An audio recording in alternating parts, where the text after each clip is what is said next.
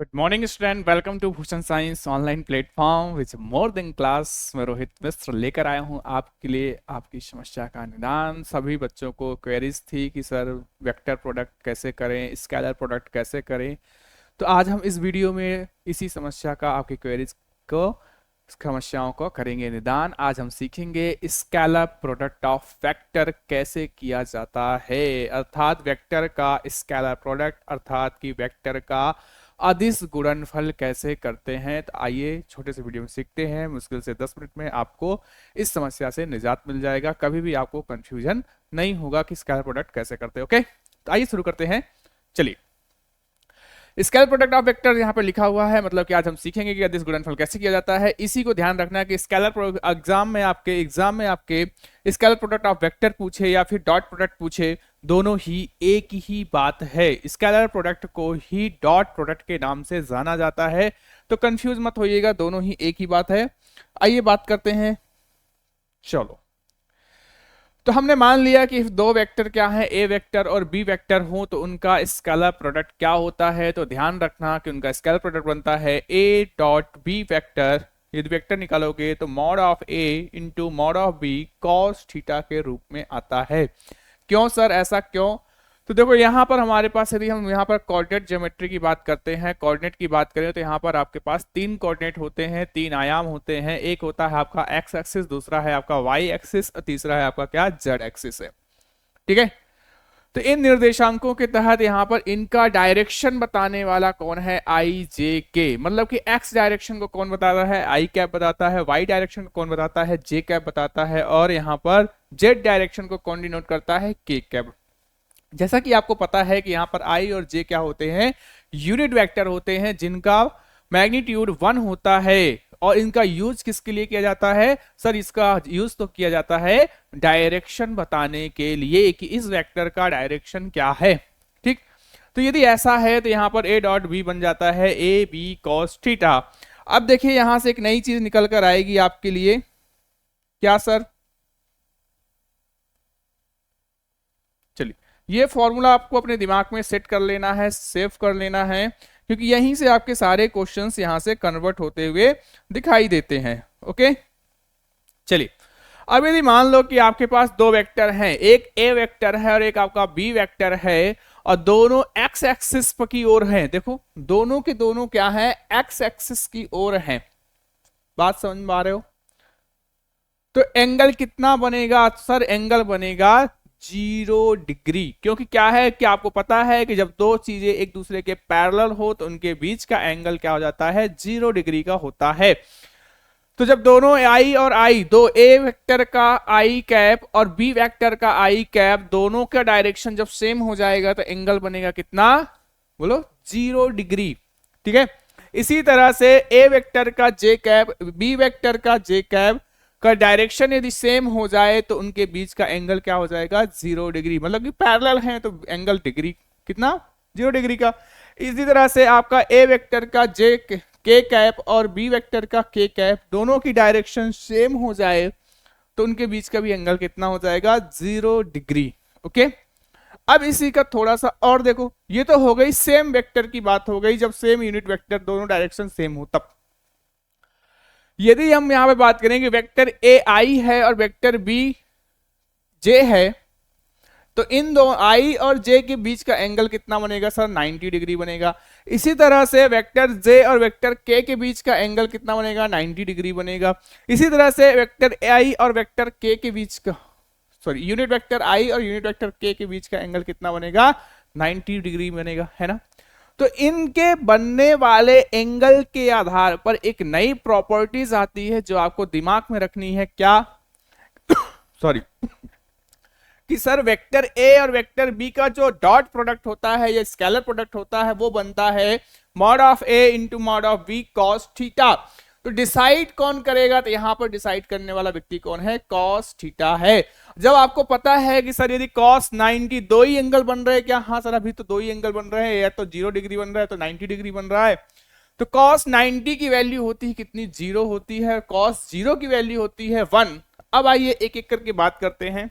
देखो, I dot I करोगे क्योंकि देखो ये क्या है, यूनिट वेक्टर है, क्या है, यूनिट वेक्टर है। तो आई डॉट आई किए, तो आई डॉट आई करोगे तो क्या हो गया, डिग्री 0। और जब 0 डिग्री बनेगी तो cos 0 का मान कितना होता है, 1।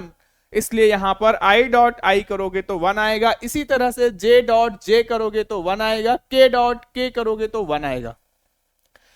इसके अलावा देखो स्केलर वेक्टर प्रोडक्ट की सबसे खास बात यही है कि इन दो सेम डायरेक्शन के अलावा किसी और डायरेक्शन की जब बात की जाती है तो उसकी वैल्यू हो जाती है 0। क्यों? क्योंकि हमें पता है कि cos 90 क्या बनता है, 0 होता है। इसलिए क्या हो जाएगा कि जहां जहां 90 बनेगा वहां वहां 0। कैसे? देखिए आई डॉट जे करोगे, जब आप आई डॉट जे करोगे तो क्या होगा, आई डॉट जे एंगल 90 तो 0। देखो जे डॉट के 0, के डॉट आई एंगल 90 तो 0। समझ में आ रही बात? मतलब कि सबसे मजेदार यदि वेक्टर में यदि कोई मल्टीप्लिकेशन है तो वो है आपका स्केलर प्रोडक्ट, जिसमें आपको पेन नहीं चलानी है, आप देखकर उसका आंसर बता सकते हो कि इसका सर आंसर ये होगा। समझ पा रहे हो? चलिए तो आइए अब इसको, अब यदि आपसे कहे एक दूसरा टाइप क्वेश्चन कि भाई आप बताओ दो वेक्टर के बीच में बनने वाला एंगल कितना होगा। ठीक है, तो दो वेक्टर के बीच में बनने वाला एंगल कितना होगा, तो सर हमें पता है कि दो वेक्टरों का मल्टीप्लिकेशन होता है A vector A dot vector B. यदि हम करते हैं sir vector A dot vector B करते हैं तो हमारे पास आता है मॉड ए मॉड बी, ये निकल के आता है। तो एंगल कितना होगा, तो एंगल कौन बता रहा है, cos थीटा बताएगा। हाँ सर यही बताएगा, तो theta cos theta equal to कितना हो जाएगा, vector A dot vector B upon mod of A mod of B. Okay चलिए इतनी बात समझ में आई आपको। चलो सर अब इस पर हम कुछ क्वेश्चन करके देखते हैं, तो प्रत्यक्ष को प्रमाण की आवश्यकता नहीं पड़ेगी। चलिए यदि हमने मान लिया कि देखो आपके पास यहां पर दो वेक्टर दिए हैं, वेक्टर ए बोल रहा है कि ए वेक्टर आई minus 2j cap plus K cap, और वेक्टर बी कह रहा है 2i प्लस जे माइनस के कैप। ठीक है, अब आपको कहा जाता है कि a डॉट बी इसका स्केलर प्रोडक्ट कितना होगा, ये आपको बताना है। तो देखिए क्या करोगे, इसका मल्टीप्लाई, डॉट प्रोडक्ट पूछ रहा है ना, हाँ सर डॉट प्रोडक्ट पूछ रहा है। जब डॉट प्रोडक्ट पूछ रहा है तो क्या करोगे, तो सर इसका मल्टीप्लाई करते हैं। देखो तो सर जब a डॉट बी करेंगे हम यहां से, तो कर दो यहां से, देखो i minus 2j cap plus K cap dot 2i plus j minus K. देखो एक चीज आपको कंफर्मली पता हो गई है, एक चीज आपको कंफर्मली पता हो गई है कि यदि हम सेम यूनिट वेक्टर के साथ मल्टीप्लाई नहीं करेंगे तो उसका मान कितना आएगा, 0 आएगा।